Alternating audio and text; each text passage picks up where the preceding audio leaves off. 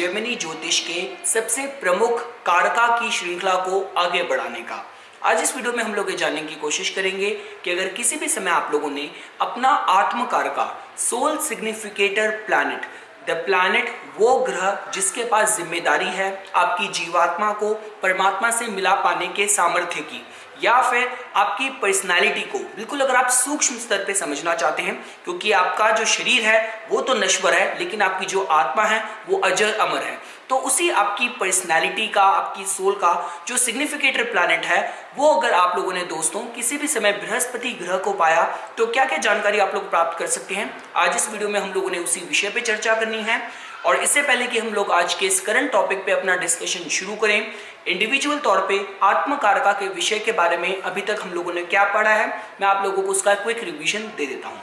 तो देखिए दोस्तों, जैसा कि मैं आप लोगों को अभी तक बताता आ रहा हूं कि हमारे जेमिनी ज्योतिष के जो प्रमुख सूत्र हैं उसमें एक कहते हैं कि जो फाउंडिंग प्रिंसिपल्स हैं, जो इसकी जो नींव है, जो पिलर्स हैं, वो सबसे पहले प्रमुख तौर पे कारकाजी होते हैं। जैसे जिस ग्रह की सबसे ज़्यादा हाईएस्ट डिग्री होगी, जिसको हम लोग आत्मकारका बोलते हैं, वो आपकी आत्मा के बारे में, आपके सोल पर्पस के बारे में बहुत ही सूक्ष्म और माइक्रो लेवल पे अगर आप अपनी आध्यात्मिक प्रोग्रेस, आध्यात्मिक जर्नी की जानकारी जानना चाहते हैं तो वो सारी जानकारी आप लोगों को इसी ग्रह से मिलती है जिसकी आपकी कुंडली में सबसे ज्यादा डिग्री होगी। इस पर्टिकुलर डिस्कशन में, इस पर्टिकुलर कॉन्सेप्ट में हम लोग राहु और केतु को इंक्लूड नहीं करते। तो उसी तरीके से दोस्तों, जैसे हाईएस्ट डिग्री वाला जो ग्रह है वो आत्मकारका कहलाता है। सेकंड हाईएस्ट डिग्री वाला जो ग्रह होगा उसको हम लोग अमर्त्यकारका बोलते हैं, जो आपकी प्रोफेशनल ड्यूटीज के बारे में जानकारी देगा। आपकी सोल, आपकी जो कहते हैं कि आपकी आत्मा, आपके सोल सिग्निफिकेटर प्लैनेट का जो रिस्पॉन्सिबिलिटी है, जो ग्रह उसको पूरा करने में उसकी मदद करेगा, वो आपका अमर्त्यकारक है जिसकी सेकंड हाईएस्ट डिग्री होगी। इसी तरीके से थर्ड हाईएस्ट डिग्री लिए हुए ग्रह को दोस्तों हम लोग आपका भद्रिकारका बोलते हैं, फिर मत्रिकारका, पुत्रकारका, घटनिकारका और फिर लास्ट में दरकारका होता है। तो जैसा कि दोस्तों आप लोग जानते हैं, इस पर्टिकुलर ग्रह का आत्मकारका का जो रोल होता है वो मैंने आपको बता दिया। इसके साथ साथ दोस्तों देखिए, अगर सपोज कीजिए फॉर एग्जांपल आज का जो हमारा डिस्कशन होने वाला है वो इस विषय पे होने वाला है कि अगर आप लोगों ने ये इंपॉर्टेंट डिपार्टमेंट जो आपकी सोल सिग्निफिकेटर प्लैनेट का है वो अगर आप लोगों ने बृहस्पति ग्रह के पास पाया, तो देखिए पहली चीज तो यही कि आपको बृहस्पति ग्रह के मूल स्वभाव के बारे में पता होना चाहिए। तो जैसा कि आप लोग जानते हैं, बृहस्पति ग्रह जो कि अपने में ही विजडम को, ज्ञान को, प्रोस्पेरिटी को रिप्रेजेंट करते हैं। मैंने बहुत बार कहा है दोस्तों, जो आपकी एकेडमिक्स की जो हम लोग बात करते हैं, जो समाज के कायदे कानून के अंदर रह के आपको सफलता प्राप्त करने के लिए जो एजुकेशन, जो कहते हैं कि जो स्किल्ड क्वालिफिकेशन की जरूरत है, वो डिपार्टमेंट कहीं ना कहीं बृहस्पति के साथ साथ या बृहस्पति से भी ज्यादा वो आप शनि के साथ और बुध के साथ जोड़ के देख सकते हैं। लेकिन जुपिटर अपने में ट्रांसेंडेंटल फॉर्म ऑफ विजडम, जब हम ज्ञान की बात करते हैं, वो सारा डिपार्टमेंट इस ग्रह के पास है। तो विजडम की बात की जाए, आपके जीवन में ओवरऑल समृद्धि की बात की जाए, स्पिरिचुअलिटी की तरफ, आपका रिलीजियस ऑस्टेरिटीज की तरफ, कितना आपके अंदर उनकी तरफ आपका विश्वास है, फेथ है, कितना आपके अंदर स्पिरिचुअल इंक्लिनेशन है, तो ये सारी जानकारी और ये सारी चीजें, सारा डिपार्टमेंट कहीं ना कहीं इस ग्रह के पास है। साथ साथ जो भी आपके लाइफ में जो टीचर्स हैं, जो काउंसलर्स हैं, जो एडवाइजर्स हैं, जो गुरु का डिपार्टमेंट है, वो कहीं ना कहीं हम लोग दोस्तों इस बृहस्पति ग्रह के साथ ही जुड़ के रखते हैं। और दोस्तों देखिए, अगर आप लोगों को इसका वैदिक सिग्निफिकेंस अगर समझना हो तो हमारे ग्रहों के मंत्रिमंडल में भी कहीं ना कहीं बृहस्पति को देवताओं के जो एडवाइजर हैं, जो प्रिसेप्टर हैं, उन्हीं का दर्जा प्राप्त है। तो दोस्तों देखिए, अभी आज का जो हमारा वैदिक सिग्निफिकेंस होने वाला है,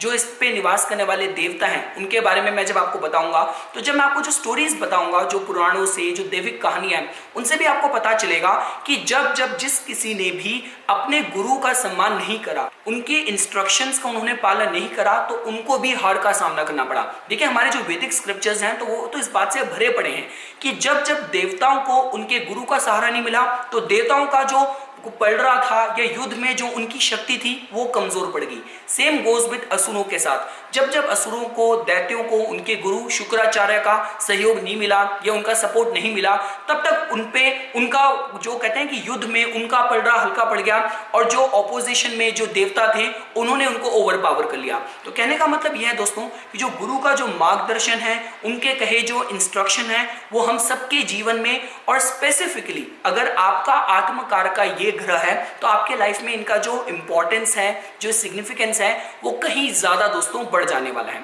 साथ साथ बृहस्पति दोस्तों देखिए, आप लोग जानते हैं वो धनु राशि को रूल करते हैं, मीन राशि को रूल करते हैं। बृहस्पति के द्वारा जो रूल करे जाने वाले नक्षत्र हैं वो पुनर्वासु, विशाखा, पूर्व भद्रपदा है। नॉर्थ ईस्ट डायरेक्शन से बृहस्पति को हम जोड़ के देखते हैं। और दोस्तों देखिए, चूंकि आज हम लोग एक ऐसे कॉन्सेप्ट पे बात कर रहे हैं जहां पे आपकी स्पिरिचुअल प्रोग्रेस के बारे में हम लोगों ने बात करनी है, तो अगर सपोज कीजिए आपका आत्मकारक का ये इंपॉर्टेंट बहुत ही बेनिफिक प्लैनेट, सात्विक प्लैनेट बृहस्पति है, और आप इसको दैविक रिचुअल्स के थ्रू, वैदिक रिचुअल्स के थ्रू आप इसको प्रोपोशिएट करना चाहते हैं, तो इस पे जुड़े जो इस पे निवास करने वाले देवता हैं, आप उनको उनके साथ भी इस तरीके से जोड़ सकते हैं कि अगर आप वैष्णविज्म के फॉलोअर हैं तो जो वामन अवतार था, ये जो वामन है, देव हैं, आप उनको प्रोपोशिएट करके आप कहीं ना कहीं अपने आत्मकारका को प्लीज कर सकते हैं, प्रोपोशिएट कर सकते हैं। देखिए दोस्तों, वामन अवतार की कहानी ये थी, आप लोग जानते होंगे कि जो असुर राज जो बाली थे, जो कि हिरण्यकश्यप के ग्रेट ग्रैंडसन थे,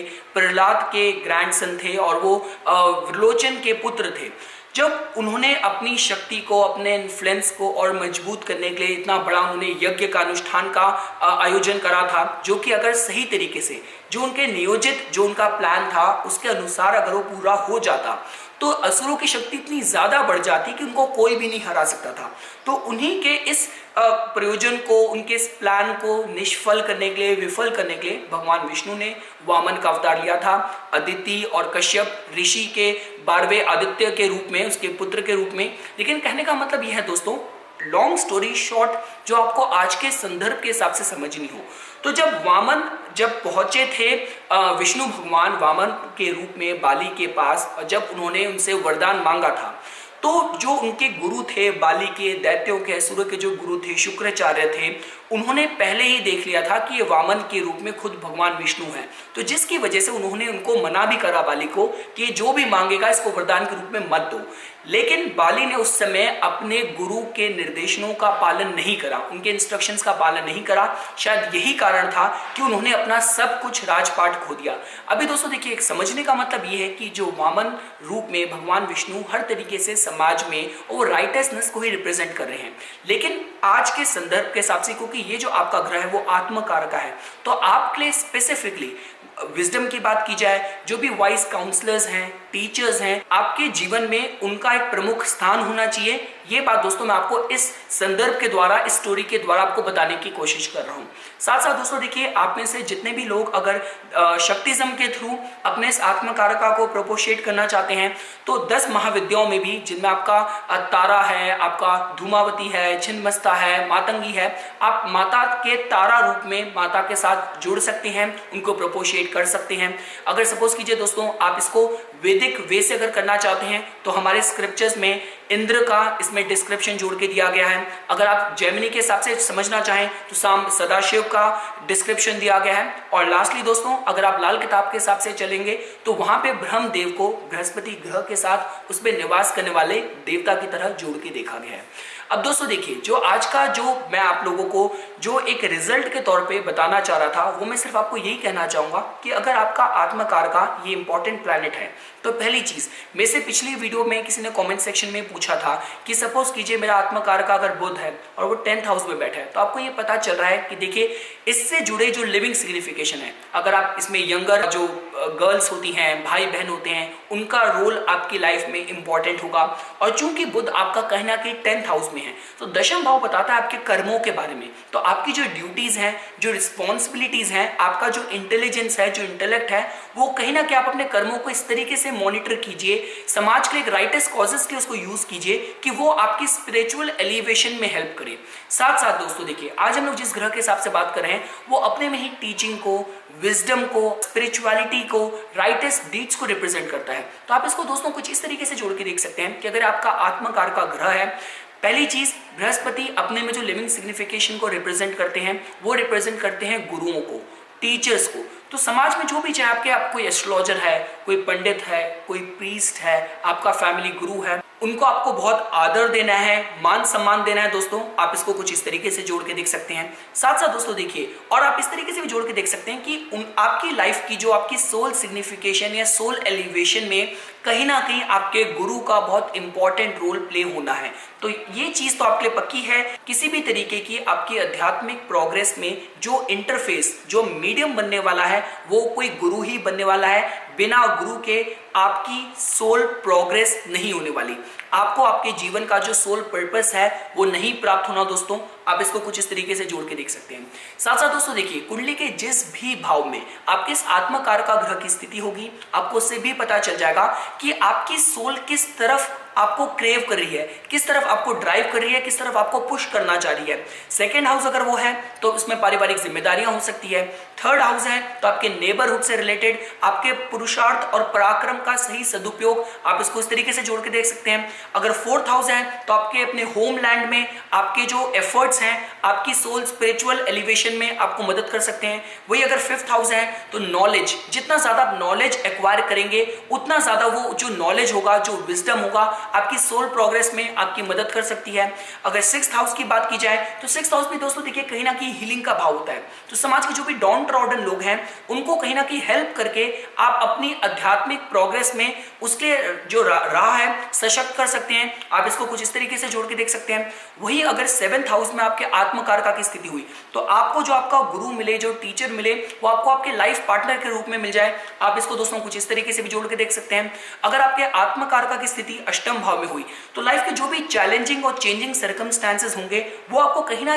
कहीं कुछ लेसन लर्न कराएं। आप इसको कुछ इस तरीके से जोड़ के देख सकते हैं। बेस्ट केस दोस्तों ये है, विन विन सिचुएशन ये है कि अगर आपके जीवन में, आपकी कुंडली में आपके आत्मकार का बृहस्पति ग्रह की स्थिति 9th हाउस में हुई तो ये तो देख लीजिए कि आपके लाइफ में किसी गुरु का आगमन होगा और वो आपकी जीवात्मा को परमात्मा से मिलाने में एक इंपॉर्टेंट की रोल प्ले करेगा। आप इसको कुछ इस तरीके से जोड़ के देख सकते हैं। वही अगर आपके आत्मकारका की स्थिति बृहस्पति के रूप में अगर दशम भाव में हुई तो समाज में जो भी आपकी ड्यूटीज हैं, आपके माध्यम से you could be N interface, जो विजडम है, जो नॉलेज है, यू ओ ए रिस्पॉन्सिबिलिटी, ये आपका नैतिक जिम्मेदारी हो कि उस ज्ञान को समाज के साथ शेयर करने के हिसाब से आप इसको कुछ इस तरीके से जोड़ के देख सकते हैं। आपके आत्मकारका बृहस्पति ग्रह की स्थिति अगर एकादश भाव में हुई तो शायद ये हो सकता है कि जो भी आपको मार्गदर्शन मिलना है, जो भी गुरु का आगमन होना है, वो कहीं ना कहीं आपको लार्ज ग्रुप नेटवर्क के साथ जोड़े। तो चाहे आपको आपके गुरु ऐसे किसी क्लब, ऐसी किसी कम्युनिटी, ऐसी किसी संस्थान के माध्यम से मिले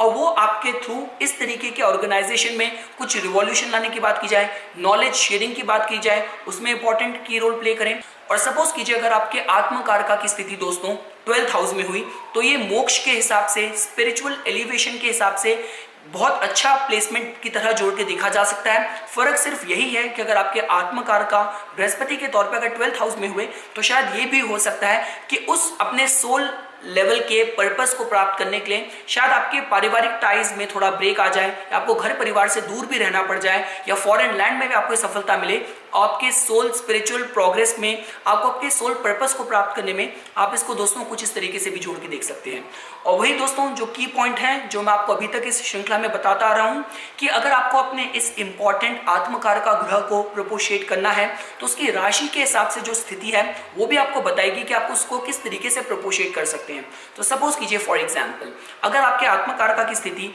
अग्नि तत्व की राशि में मेष, सिंह या धनु में हुई तो आप उसको प्रपोशिएट करने के व्रत रखने की सोच सकते हैं, यज्ञ अनुष्ठान करने की सोच सकते हैं, हवन करने की सोच सकते हैं। वही अगर पृथ्वी तत्व की राशि में हुई तो देव दर्शन के बारे में बहुत ज़्यादा प्राथमिकता दी गई है, जो कि आपकी वृषभ राशि है, कन्या राशि है, आपकी मकर राशि है। तो चाहे देव दर्शन की बात करें, रत्न पहनने की बात करें, मेटल की बात करें, धातु की बात करें। अगर आपके आत्मकारका की स्थिति सपोज कीजिए वायु तत्व की राशि में है, मिथुन में, तुला में या कुंभ में, तो कहते हैं कि कथा सुनने की बात की जाए, मंत्र जाप की बात की जाए, इस पे बहुत ज़्यादा प्रायोरिटी प्रेफरेंस दी गई है। और लास्टली दोस्तों अगर आपके आत्मकारका की स्थिति जल तत्व की राशि में है, जो कि आपकी कर्क है, वृश्चिक है, मीन है, तो हर तरीके के औषधि स्नान की बात की जाए और चैरिटीज पे बहुत ज्यादा जोर दिया गया है अगर आप अपने इस आत्मकारका ग्रह को दोस्तों प्रपोशिएट करना चाहते हैं।